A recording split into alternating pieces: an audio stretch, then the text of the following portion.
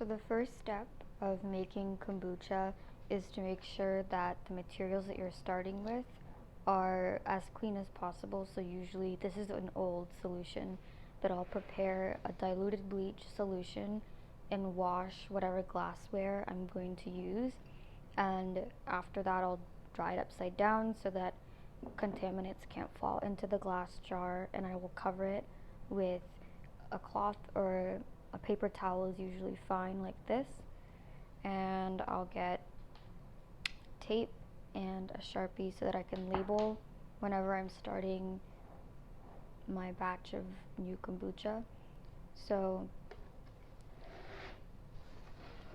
because I'm making this kombucha with black tea, I need to get out, kombucha's mainly just 2 ingredients minus the starter culture. So I'll get out my black tea and either this white pure cane sugar, or you can use raw cane sugar. You can use any kind of sugar. So what I'll do is that I'll add the tea.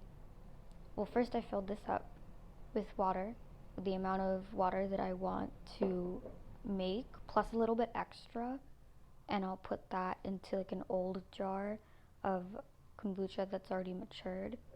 I'll add that to the tea kettle and then put the appropriate amount of black tea, usually about 3/4 of a teaspoon per cup, or 1 heaping teaspoon per 2 cups of water. And then we'll add about 1 teaspoon of sugar per cup of water, because that is what feeds the yeast and the bacteria. I'll let all of that boil in the tea kettle and let the tea leaves sit in there and steep for maybe 30 seconds to a minute, after which I will strain out the tea without the leaves into a glass jar.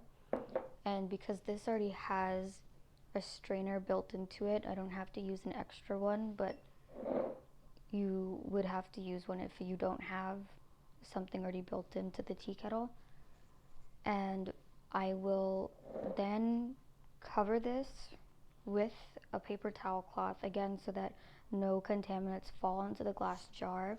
While I'm waiting for the tea to cool, I'll let the tea cool until the glass is warm to the touch, because you don't want to kill the microbes that are in your starter culture. And then what I'll do is either pour, so this is a mature batch, I can take some of the Scooby and cut part of it and put it into the new jar, or you can just pour some of the liquid from a mature batch into the new tea. And you want to do a decent amount, maybe like about this much. I don't measure it exactly when I'm doing it, I just eye it. And the reason is that the microbes, the yeast and bacteria that are present in the Scooby are also abundant in the liquid. So if you add just the liquid, then you'll get a new Scooby that'll form on the top, like this one. This one's from about 10 days ago. You could see the pellicle forming at the top, which is this on the top here. And then if you want to add flavor to the kombucha, the next thing that you do is you can add like fruits or any other spices and stuff. And this I put nutmeg, cinnamon, cardamom, clove, and apples, and apple slices, and some ginger. And you just bottle it up, seal it tightly.